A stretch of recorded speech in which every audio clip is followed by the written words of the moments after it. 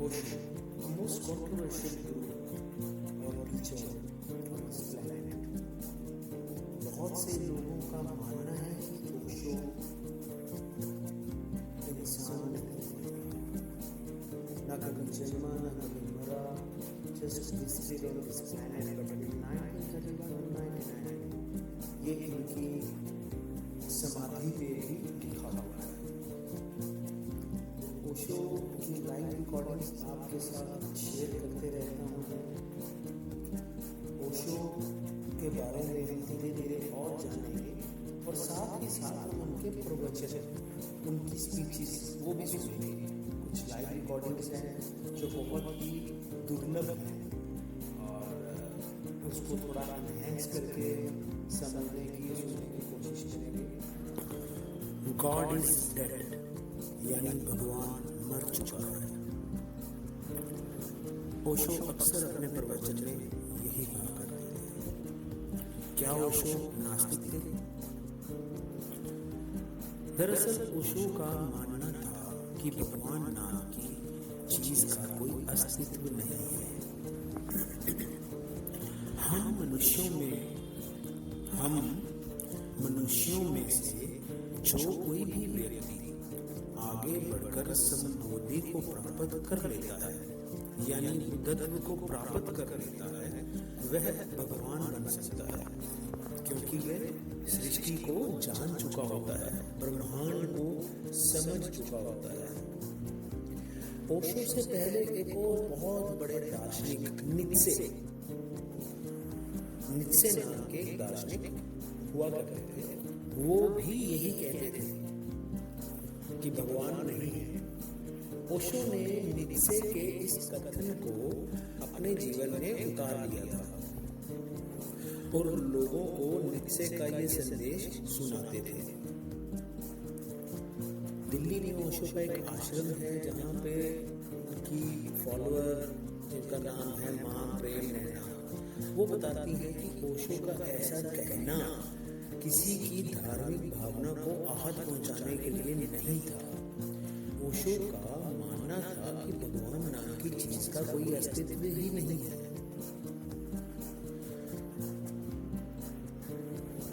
वास्तव में संपूर्ण सृष्टि ही ईश्वर है। सृष्टि से अलग भगवान का कोई दूसरा अस्तित्व और सबूत नहीं है। ऐसा ओशो अक्सर कहा करते थे। अपनी डिवोशनल स्पीचेस में या अपनी रेगुलर स्पीच थेरेपीज में वो कहते थे कि वैदिक धर्म में जिसे शिव, पुराण, राम, कृष्ण कहा गया है, वह भी बुद्ध हैं। उन्होंने संबोधि को प्राप्त किया था। ईसा मसीह और महात्मा बुद्ध भी संबोधि प्राप्त कर चुके थे, इसलिए ये भगवान कहलाते हैं। ओशो ने अपने अनुयायियों से कहा कि मैंने भी संबोधि प्राप्त कर लिया है, इसलिए मैं भगवान हूँ और आप सब भगवान बन सकते हैं। तो भगवान की उपाधि भी ओशो ने अपने आप ही ली। ओशो कहते हैं अस्तित्व क्या है? क्या ये कुछ वैसा ही है जिसे लोग भगवान कहते हैं? अस्तित्व वे है जो है और ईश्वर वे है जो नहीं है। मतलब अस्तित्व वो है जो है और ईश्वर वो तो कहीं पे भी नहीं है। अस्तित्व एक वास्तविकता है, ईश्वर एक कल्पना मात्र है। अस्तित्व केवल ध्यानियों, मौन के लोगों के लिए उपलब्ध है। भगवान जो है वो बीमार लोगों को, बीमार मनोवैज्ञानिकों को, उनके लिए एक सांत्वना है। अस्तित्व आपका उत्पादन नहीं है, ईश्वर है। इसलिए अस्तित्व तो एक ही है, परंतु देवता हजारों है। प्रत्येक अपनी आवश्यकताओं के अनुसार, प्रत्येक अपनी पीड़ा के अनुसार और प्रत्येक अपनी अपेक्षाओं के अनुसार एक ईश्वर बनाता है या ईश्वर के बारे में पुरानी धारणा को स्वीकार करता है। ओशो कहते हैं कि हर इंसान अपनी जरूरत के अकॉर्डिंग एक भगवान बना लेता है और धारणा को मान लेता है कि भगवान है, क्योंकि भगवान एक बहुत बड़ी सांत्वना है। अपितु ये कोई इलाज नहीं है। सांत्वना कोई इलाज नहीं है, अस्तित्व कोई सांत्वना नहीं है। और अस्तित्व के साथ अगर हम तालमेल बिठा लें तो सत्य रहने का संपूर्ण राह मिलता है। संसार के सारे धर्म, जितने भी धर्म हैं, वो ईश्वर की शिक्षा देते हैं। ईश्वर कहते हैं सिर्फ एक मैं हूं जो तुम्हें अस्तित्व सिखाता हूं। मैं तुम्हें उनके साथ तालमेल बिठाना सिखाता हूं जिन्होंने तुम्हें घेरा हुआ है, जो तुम्हारे अंदर है और तुम्हारे बाहर भी है। एक बार जब इसके साथ तुम्हारा तालमेल बैठ जाता है तो फिर तुम्हारे लिए कोई मृत्यु नहीं होती, कोई दुख नहीं रहता है, कोई डिप्रेशन नहीं रहता है, कोई टेंशन या चिंता नहीं रहती है, बल्कि एक असीम शांति आपको घेर लेती है। ये एक सेटिस्फैक्शन है जिसके बारे में आपने कभी सपने में नहीं सोचा होगा। You never had dreamed about this satisfaction जो मैं तुम्हें सिखाता हूँ। This is what Osho says. Osho ये कहते हैं ईश्वर तो उनके लिए है जो चेतना में विकसित नहीं हो सकते, यानी जो मन बुद्धि है, जो चेतना की दृष्टि में मन बुद्धि है। तो ये तो एक प्रकार का खिलौना है मन बुद्धि लोगों की, इसकी जरूरत रहती है।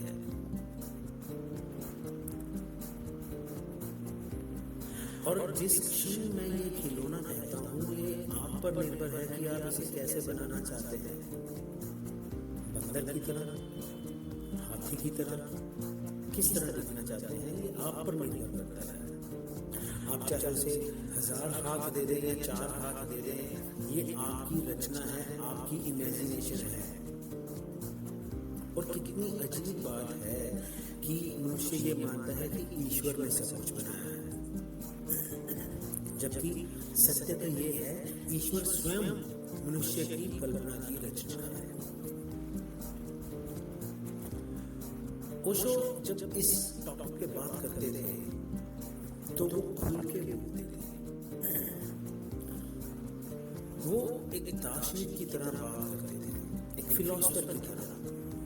वो कहते हैं कि ईश्वर सबसे बड़ा झूठ है जिसे आप कभी भी पा सकते हैं, क्योंकि उस एक झूठ पर न जाने कितने हजारों झूठ निर्भर कर रहे हैं। चर्च, ये मठ, धार्मिक संस्थाएं, धार्मिक संगठन सिर्फ एक झूठ को बचाने के लिए झूठ पे झूठ फैलाते रहते हैं।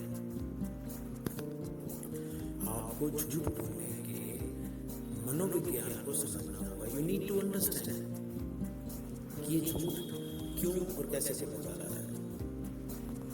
झूठ बोलने के बारे में पहली बात यह है कि आपको एक अच्छी याददाश्त रखनी चाहिए। उसकी बहुत जरूरत पड़ती है, क्योंकि आपको याद रखना होगा आपने क्या बोला था। आप किसी से भी किसी चीज के बारे में झूठ बोलते हैं, किसी और से किसी और चीज के बारे में, तो आपको ये याद रखना होगा कि एक से क्या कहा है और दूसरे से क्या कहा है। मतलब आपकी याददाश्त बहुत अच्छी होनी चाहिए। सत्य को स्मरण करने की आवश्यकता नहीं होती। सत्य सदैव वहां है जहां है, जैसा है बिल्कुल वैसा ही है। ओशो कहते हैं आपको इसे अपनी मेमोरी में रखना नहीं पड़ता है। स्मृति तुम्हें एक बंधन, एक कारागृह देती है। ये आपके चारों ओर चिपक जाता है, आपको इतना ढक लेता है कि धीरे धीरे धीरे धीरे आप पूरी तरह से गायब हो जाते हैं। सत्य स्वयं को सभी झूठों से उजागर करता है। फिर एक अचानक ऑल ऑफ सडन एक रहस्य उद्घाटन होता है कि आप उस विशाल सत्य का हिस्सा हैं जिसे मैं अस्तित्व कह रहा हूं। ओशो आगे कहते हैं कि तुम्हें किसी चर्च जाने की जरूरत नहीं है, तुम्हें किसी मंदिर में जाने की जरूरत नहीं है, ना ही किसी मस्जिद की तुम्हें आवश्यकता है। तुम्हें केवल एक प्रार्थना पूर्ण हृदय, एक प्यार से भरा हुआ प्रेम पूर्ण हृदय, एक उद्धार आभारी हृदय की आवश्यकता है। वही तुम्हारा असली मंदिर है, मस्जिद है, गुरुद्वारा है, चर्च है। और ये आपका पूरा जीवन बदल देगा। इससे आपको न केवल स्वयं को बल्कि इस विशाल अस्तित्व की गहराइयों को खोजने में मदद मिलेगी। हम लगभग समुद्र की लहरों की तरह हैं। We are just like the waves of the ocean. बस सतह पर समुद्र मीलों गहरा हो जाता है। जैसे प्रशांत महासागर ऑलमोस्ट 5 मील गहरा है, इसके शीर्ष पर एक छोटी सी लहर कभी भी गहराई नहीं जान पाएगी। अपनी गहराई, क्योंकि वो उस सागर से अलग नहीं है, वह अपनी छोटी इकाई से चिपकी रहेगी, मृत्यु से डरेगी, विशालता से डरेगी, समुद्र अनंत में खुद को खोने से डरेगी। लेकिन सच तो ये है, लहर की मृत्यु कोई मृत्यु नहीं बल्कि अनंत जीवन की एक शुरुआत मात्र है। ओशो कहते हैं कि भगवान का आविष्कार हो चुका है। ये लोगों की एक जरूरत थी, लोगों को एक रक्षक की जरूरत थी। ब्रह्मांड की विशालता में मनुष्य स्वयं को बहुत अकेला और छोटा असहज महसूस करता है। विशालता उसे कंपकपी पैदा करती है। उसका अस्तित्व क्या है?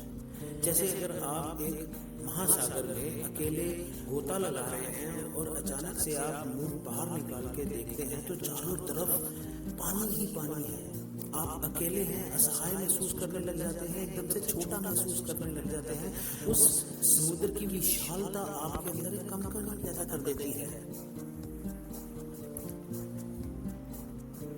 मुझे मिस्टर रसेल की एक कहानी याद आती है। ओशो बताते हैं कि इंग्लैंड के आर्चबिशप ने एक सपना देखा कि वे स्वर्ग के मोती द्वार पर पहुंच गया है। मोती द्वार मतलब जो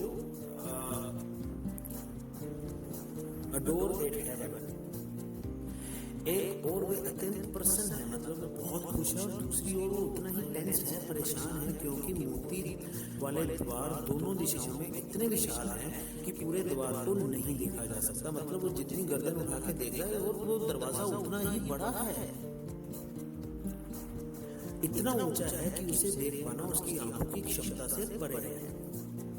और वे स्वयं इस महान दीवार की तुलना में एक छोटी सी चींटी के समान प्रतीत होता है।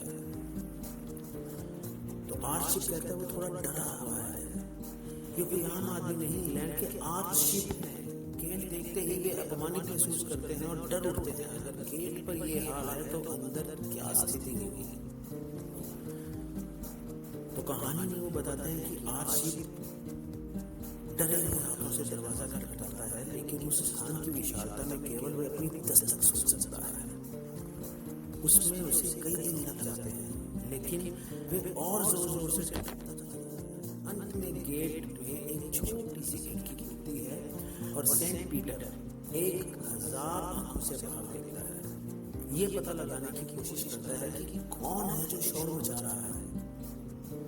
और वो 1000 आंखें सितारों की तरह इतनी चमकदार है कि आर्चबिशप भी कम महसूस करता है। वो अस्तित्व विहीन हो जाता है। मतलब आर्चबिशप, वो बिशप जो है, वो अपने आप को कमजोर महसूस करना शुरू कर देता है। और सेंट पीटर पूछते हैं, कृपया आप जो भी हैं, जहां भी हैं, मेरे सामने हैं। आर्चबिशप जो है खुद को कोशिश करते हैं कि वे सेंट पीटर से कहते हैं, शायद आप मुझे नहीं जानते, पर आप ईसा मसीह से कंफर्म कर सकते हैं, मैं इंग्लैंड का आर्चबिशप हूँ। सेंट पीटर कहते हैं, इंग्लैंड जैसी किसी चीज के बारे में कभी सुना ही नहीं। अब बिशप कहते हैं, शायद आपने इंग्लैंड के बारे में नहीं सुना होगा, लेकिन आपने हमारे खूबसूरत पृथ्वी के बारे में जरूर सुना होगा। सेंट पीटर कहते हैं, मैं आपकी भावनाओं को ठेस नहीं पहुंचाना चाहता, अपितु मैं आपकी भावनाओं की कदर करता हूँ। लेकिन जब तक आप मुझे अपनी पृथ्वी का सूचकांक नंबर नहीं दे देते, मैं समझ नहीं सकता कि आप क्या बात कर रहे हैं। I need to go to library, मुझे पुस्तकालय में जाकर देखना होगा यदि आप मुझे सूचकांक संख्या बताएं और किस सौर मंडल में स्थापित है ये, क्योंकि लाखों सौर मंडल हैं और मैं प्रत्येक सौर मंडल में कई ग्रह हैं। मैं खुद देख चुका हूँ कि प्रत्येक सौर मंडल में कई ग्रह हैं, सेंट पीटर ये कहते हैं। लेकिन आर्च बिशप कभी सोचा ही नहीं था उन्होंने पृथ्वी का कोई सूचकांक नंबर भी है। उन्होंने बोला कि मैं ऐसा कुछ नहीं जानता, लेकिन मैं आर्च बिशप हूँ, आप बस जाएं और यीशु मसीह को बताएं कि मैं कहता है मुझे एक के बाद एक पहेली देते जा रहे हैं, ये साथी यीशु मसीह कौन है? सेंट पीटर कहते हैं कि ये साथी यीशु मसीह कौन है? आर्च बिशप हौसला कहते हैं तुम परमेश्वर के इकलौते पुत्र यीशु मसीह को नहीं जानते। सेंट पीटर कहते हैं जहां तक मेरा सवाल है, मैंने कभी भगवान को नहीं देखा, मुझे पता ही नहीं वे मौजूद भी हैं या नहीं, मैं सिर्फ एक द्वारपाल हूं। I'm just a gatekeeper। शायद स्वर्ग के सबसे अंदरूनी हिस्से में कहीं कोई मौजूद है जो सोचता है कि वो ईश्वर है, लेकिन मैं कभी उसके सामने नहीं आया। बिशप सीधे हो जाता है, बहुत बड़ा झटका है ये उनके लिए।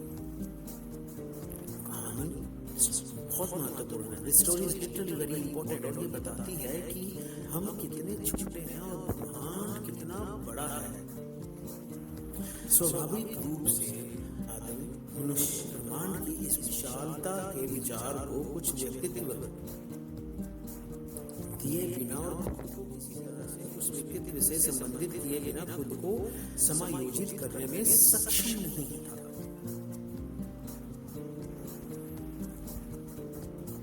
मतलब ये हमारे द्वारा बनाए हुए हैं भगवान, गॉड, अल्लाह, ईश्वर। ये कहानी इस चीज को दर्शाती है। ईश्वर अस्तित्व को एक व्यक्तित्व देने का मनुष्य के आदिम मन का एक प्रयास था। फिर वो गॉड फादर बन जाता है, फिर आप उसके साथ कुछ रिश्ता बना सकते हैं, उसके खिलाफ भी, लेकिन कम से कम कोई तो है जिसके पक्ष में आप हो सकते हैं। आप उसके खिलाफ हो सकते हैं। कोई है जो आपसे भी महान है, जो आपको सेव कर सकता है, रक्षा कर सकता है आपकी, जो आपकी गारंटी है। ईश्वर केवल मानवीय चेतना की दरिद्रता है।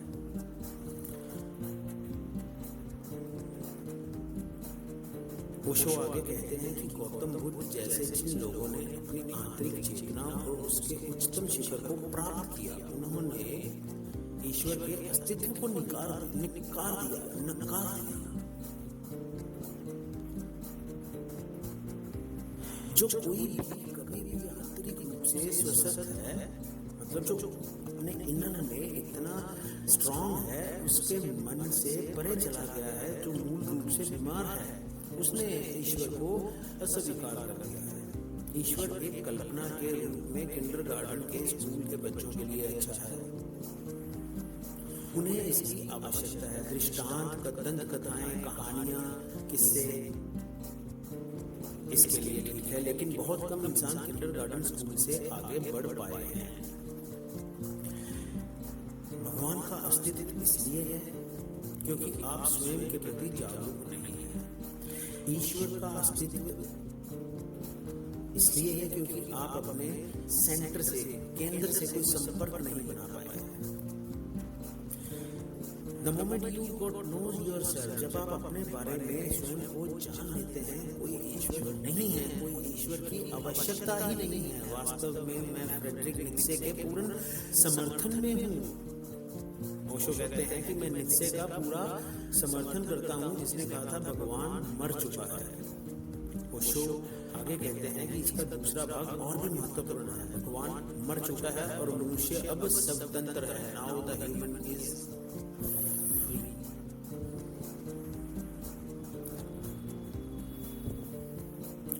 उस दूसरे भाग पर दार्शनिक, रहस्यवादियों और साइंटिस्टों, मनोवैज्ञानिकों का अधिक ध्यान गया ही नहीं है। क्योंकि पहला भाग ज्यादा है ही नहीं, दूसरा भाग ज्यादा महत्वपूर्ण है। पहला भाग मूलतः गलत है। ईश्वर मर नहीं सकता, कल्पनाएं कभी नहीं मरती हैं। जिस समय आप, जिस क्षण आप ये जान लेंगे कि वे काल्पनिक है, तो उनकी मृत्यु का कोई प्रश्न नहीं उठता। ना उनका जन्म होता है, ना उनकी मृत्यु होती है। भगवान का जन्म कभी हुआ ही नहीं, वे मर कैसे सकते हैं? मृत्यु जन्म का दूसरा चरण है। इसलिए पहला भाग कुछ खास इंपॉर्टेंट नहीं है, जबकि धर्मशास्त्रियों, बुद्धिजीवियों ने इसे बहुत महत्व दिया है, क्योंकि वे डर गए थे। पवित्रता है लोगों को ये बताना कि भगवान मर चुका है। उन्होंने ये आडंबर रच दिया है। इसका मतलब है कि अब किसी धर्म की आवश्यकता नहीं है। वे अपने स्वयं के व्यवसाय के लिए भयभीत हो गए हैं, इसलिए वे दूसरा भाग भूल गए हैं, जो कि ज्यादा इम्पोर्टेंट है, ज्यादा महत्वपूर्ण है। क्योंकि वे महत्वपूर्ण नहीं तार्थ है। इसका मतलब है कि ईश्वर बंधन है, ईश्वर मंदबुद्धि था, ईश्वर भय से मुक्त था, ईश्वर कोई खजाना नहीं था, बल्कि आपके हृदय और आपके विकास पर एक भारी पर्वतीय भार था। एक बार जब ईश्वर हटा दिया जाता है, तो मनुष्य के बढ़ने और खिलने की संभावना बिल्कुल मुफ्त हो जाती है, मुक्त हो जाती है। ईश्वर एक निरंकुश फांसीवादी है। ईश्वर के बिना संसार स्वतंत्र बन जाता है और अस्तित्व हर एक इंसान को एक जबरदस्त गरिमा देता है। घास की एक छोटी सी पत्ती, उसे लेकर ब्रह्मांड के सबसे बड़े तारे तक, ये सब अत्यधिक महत्व और प्यार देता है। इससे कोई फर्क नहीं पड़ता। यहाँ पर हम सिमिलैरिटी, समानता और समान अवसर है, और अनावश्यक रूप से प्रार्थना करने और अपना मकसद और समय बर्बाद करने पवित्र धर्म ग्रंथों को पढ़ने की कोई आवश्यकता नहीं है। जो दुनिया की सबसे अपवित्र पुस्तकें हैं, पुजारियों द्वारा शोषण किए जाने की कोई आवश्यकता नहीं है। आप निश्चित रूप से अचानक इन सभी जंजीरों से मुक्त हो गए हैं और आप स्वयं हो सकते हैं। जब आप स्वयं हो जाओगे तो इन चीजों का कोई भी लालच, मोह और महत्व नहीं रह जाता है। जबकि ईश्वर अस्तित्व में है, आप कभी भी स्वयं नहीं हो सकते। तुम तो बस एक कठपुतली हो, तुम्हारी डोर भगवान के हाथ में है। भारत में एक प्राचीन कहावत है कि पेड़ का एक छोटा सा पत्ता भी तब तक नहीं हिलता जब तक उसे हिलने के लिए ईश्वर का आदेश न मिले। ओशो आगे कहते हैं, अब जो भी है धर्मों के अनुसार आप मिट्टी के बने हैं। मानव शब्द ह्यूमन से आया है, जिसका अर्थ है कीचड़। हिब्रू, अरबी, उर्दू, हिंदी में शब्द आदमी है। इसका प्रयोग पहले आदमी यानी एडम के नाम से भी किया जाता है। आदमी का अर्थ है पृथ्वी। परमेश्वर ने मनुष्य को पृथ्वी से बनाया और फिर कठपुतली में जीवन एक जान फूंक दी। अब आपके पास किस प्रकार की स्वतंत्रता है, क्या फ्रीडम है? ओशो कहते हैं कि किसी ने आप में जीवन फूंक दिया है और ये उसके हाथ में है। वे किसी भी क्षण आपसे जीवन फूंकना बंद कर दें। आप जो भी कर रहे हैं, धर्म मानते हैं कि ये आपका भाग्य है, ये आपके माथे पर लिखा है। और ऐसे कई धोखेबाज हैं जो आपके माथे पर जो लिखा है उसे पढ़ने की कोशिश भी कर रहे हैं। एस्ट्रोलॉजी, न्यूमरोलॉजी, हस्तरेखा, ज्योतिष, ये सभी प्रकार के धूर्त लोग मानवता की सादगी और मासूमियत का शोषण करते हैं। आचार्य कहते हैं कि ऐसे लोग हैं जो आपके हाथ को पढ़ रहे हैं, रेखाओं को देख रहे हैं, आपको बता रहे हैं कि उन रेखाओं का क्या महत्व है। सारा जोर इस बात पर है कि आप अपना जीवन नहीं जी रहे हैं, आप सिर्फ एक नाटक का हिस्सा हैं और जो भूमिका आप निभा रहे हैं वे पहले से ही तय है। यही वे तर्क था जो भारतीय भगवान के अवतार कृष्ण ने महान भारतीय युद्ध महाभारत में अपने शिष्य अर्जुन को दिया था। बहुत बड़ा नरसिंहार होने वाला था, उसे देख अर्जुन की हिम्मत टूट गई। वे अत्यंत साहसी और अत्यंत बुद्धिमान व्यक्ति थे। उन्होंने कहा, मुझे इस युद्ध में कोई मतलब नहीं दिखता, भले ही मैं जीत जाऊं और मुझे यकीन है कि मैं जीतने वाला हूं। उनके गुणवत्ता, उनके लेवल का कोई अन्य योद्धा था ही नहीं, लेकिन स्वर्ण सिंहासन पर बैठे मेरे सभी दोस्त और मेरे सभी दुश्मनों, सभी खूबसूरत लोगों की लाशें गिर जाती हैं। ऐसी गिरी हुई जीत मुझे बिल्कुल भी पसंद नहीं आती है। ये दृश्य मुझे लड़ने के बजाय पागलपन का एहसास कराता है। जो कोई नहीं है, एक और चचेरा भाई है, उसे इस देश पे शासन करने दो। मैं सन्यासी बनने के लिए पहाड़ों पर, हिमालय पर चला जाऊंगा, मुझे लड़ाई में रुचि ही नहीं है। तो कृष्ण उसे मनाने की हर तरह की कोशिश करते हैं, लेकिन अर्जुन एक महान बुद्धिजीवी है। वे उसके विरुद्ध बहस करता रहता है, उसके अगेंस्ट बात करता रहता है। अंत में कोई और रास्ता ना देने हुए कृष्ण एक उपाय बनाते हैं और कहते हैं, ये तुम्हारे भाग्य में लिखा है, दूर जाकर तुम भगवान से दूर जा रहे हो। ये युद्ध उन लोगों को नष्ट करने के लिए भगवान द्वारा पूर्व निर्धारित है, जो सदाचारी नहीं है और केवल उन्हें जीवित रहने देते हैं, किन्हें, जो गुणी है। अब इसके विरुद्ध कोई तर्क नहीं था, क्योंकि अर्जुन स्वयं ईश्वर और भाग्य में विश्वास रखता था। अर्जुन ने युद्ध लड़ा। ओशो कहते हैं कि 5000 वर्ष पहले अर्जुन को बिल्कुल काल्पनिक झूठा तर्क देकर इस देश को नष्ट करने के लिए कृष्ण जिम्मेदार थे। उस युद्ध में बहुत से लोग मारे गए और ऐसा नहीं है कि इसने लोगों को मार डाला, इसने देश के साहस को ही नष्ट कर दिया।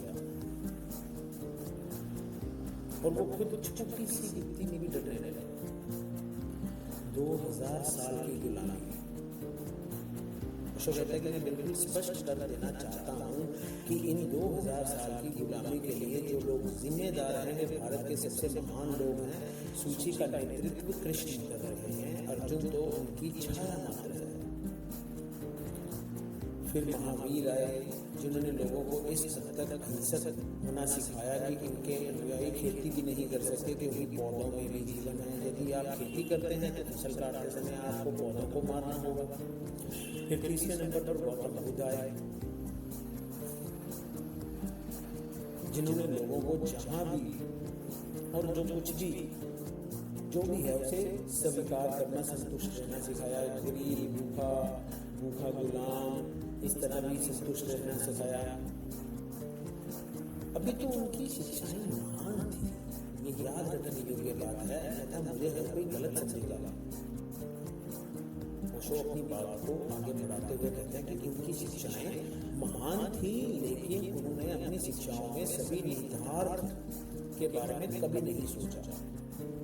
उन्होंने कभी नहीं सोचा कि अगर आप किसी देश को अहिंसा सिखाते हैं, अगर आप किसी देश को सभी हथियार छोड़ना सिखाते हैं, जबकि पूरी दुनिया ऐसा नहीं कर रही है, तो आप उस देश को किसी के द्वारा पीड़ित होने, शोषित होने की स्थिति में डाल रहे हैं।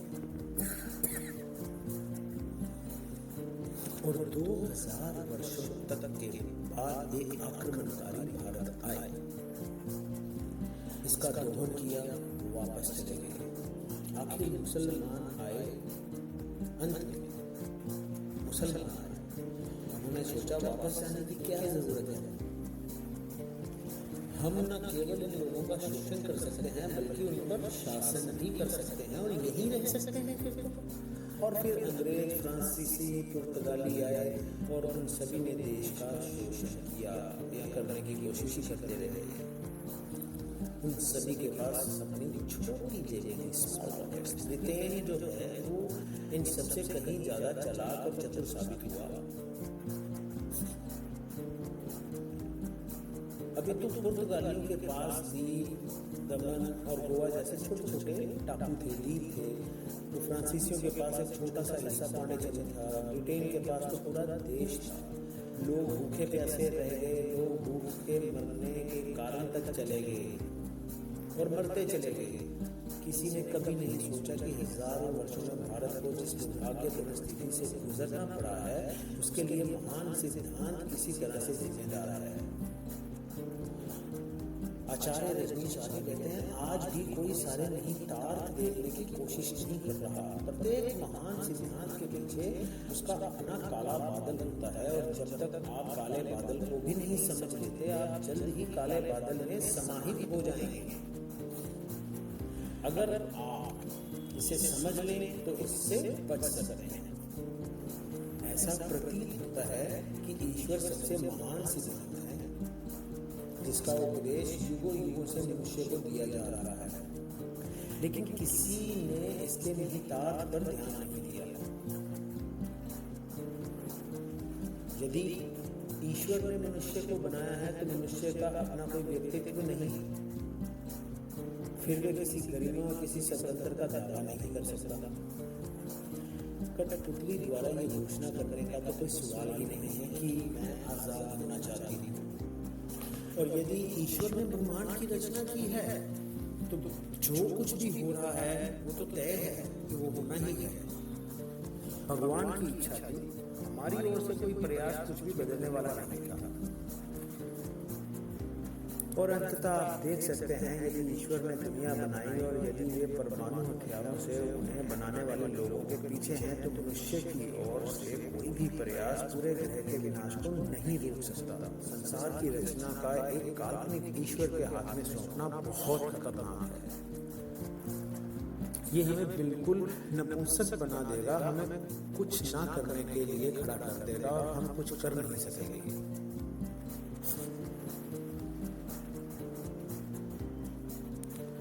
कॉन्शियस के बारे में या चेतना के बारे में मेरी सरल समझ ये है कि यदि फ्रेडरिक नीत्शे की घोषणा के साथ ईश्वर की मृत्यु नहीं हुई तो हमें उसे मारना होगा।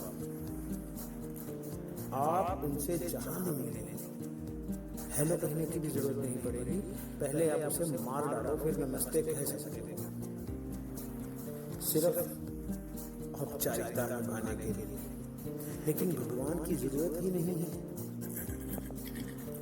ईश्वर के ऊपर आकाश में होने से मनुष्य हमेशा गुलाम बना रहेगा और मनुष्य हमेशा बेहोश ही रहेगा, अपनी क्षमता के शिखर तक पहुंचने का प्रयास नहीं करेगा। ईश्वर के हटने से आपको थोड़ा डर महसूस तो हो सकता है, बस पुरानी आदत है ना, इसलिए। लेकिन वे डर गायब हो जाएगा एक बार जब आप पहचान लेते हैं कि आप अपने पैरों पर खड़े हैं और आपको अपने अंदर एक बेहतर चेतना पैदा करने के लिए, अंदर अधिक प्रेम पूर्ण हृदय पैदा करने की जरूरत के लिए कुछ करना है, तो प्रार्थनाएं बेकार हैं, उसका उत्तर देने वाला कोई नहीं है। हाँ, अभी तो कभी कभी उनका उत्तर दिया गया है, कम से कम एक बार, निश्चित रूप से।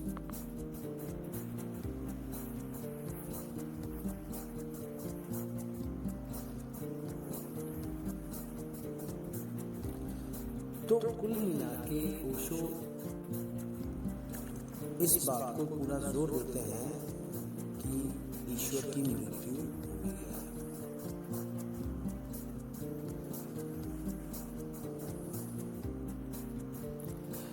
एक गरीब आदमी कई महीनों तक लगातार भगवान से प्रार्थना करता रहा कि मुझे $50 दे दो। ओशो अपनी स्पीच में एक तर्क देते हैं, ये एक कहानी सुनाते हैं कि एक गरीब आदमी भगवान से हमेशा प्रेयर करता रहता है कि मुझे, महीनों करता है कि मुझे $50 चाहिए, सिर्फ $50।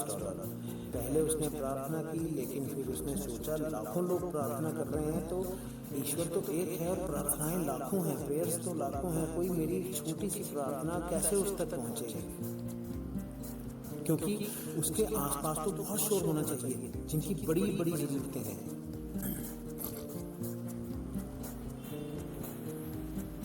फिर वो सोचता है कि मैं एक लेटर लिख देता हूं।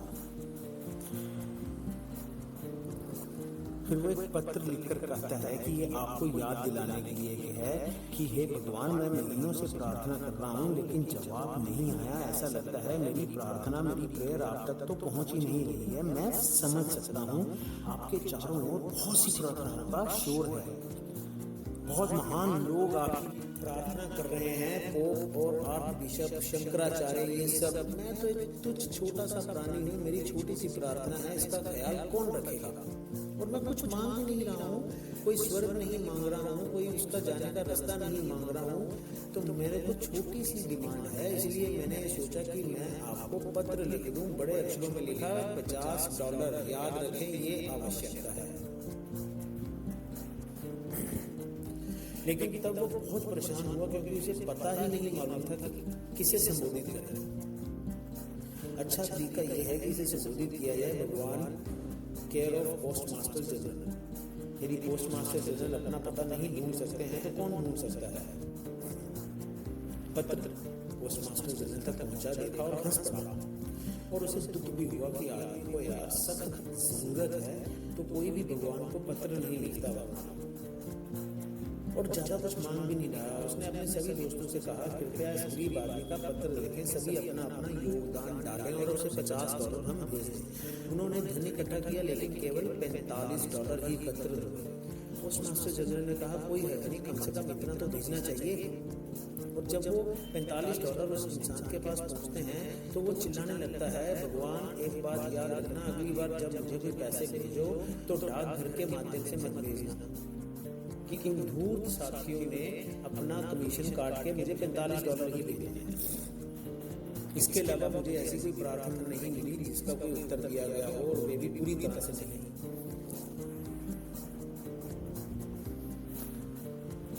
जवाब देने वाला कोई नहीं है। अस्तित्व को एक अलग तरीके से देखना होगा। भगवान की पूजा करनी होगी, भगवान से प्रार्थना करनी होगी, ध्यान में अस्तित्व से संपर्क करना होता है। दुनिया में केवल 2 प्रकार के धर्म हैं, प्रार्थना का धर्म और ध्यान के धर्म। आप मेरी बात समझ सकते हैं। ओशो कहते हैं कि प्रार्थना के सभी धर्म ईश्वर में विश्वास रखते हैं और ध्यान के सभी धर्म किसी ईश्वर में विश्वास नहीं करते, क्योंकि ध्यान हमें भीतर ले जाता है, तुम्हें सेटिस्फाई करता है, तृप्त करता है। प्रार्थनाएं करने की कोई जरूरत नहीं है, किसी सांत्वना की कोई जरूरत नहीं है। आप इतने आनंदित, इतनी आनंदमय स्थिति में पहुंचते हैं कि दुनिया को आशीर्वाद देने लग जाते हैं। मैं यानी ओशो तुम्हें अस्तित्व सिखाता हूँ। अस्तित्व में प्रवेश तुम्हारे अपने अस्तित्व के माध्यम से ही होता है, इसलिए ध्यान प्रार्थना नहीं, याद रखें, प्रार्थना के विरुद्ध है। प्रार्थना ईश्वर, स्वर्ग, नर्क के बारे में उस नकली शब्द जाल का हिस्सा है। प्रार्थना उस संपूर्ण कचरे का अभिन्न अंग है। ध्यान अस्तित्व के संपर्क में आने का एकमात्र शुद्ध तरीका है, और ये संपर्क तुरंत विलय और विलीन हो जाता है। आप स्वयं अस्तित्व बन जाते हैं, तब आप बादलों में हैं और आप सितारों में हैं, आप फूलों में हैं, आप बारिश की बूंदों में हैं। तुम सभी जगह हो।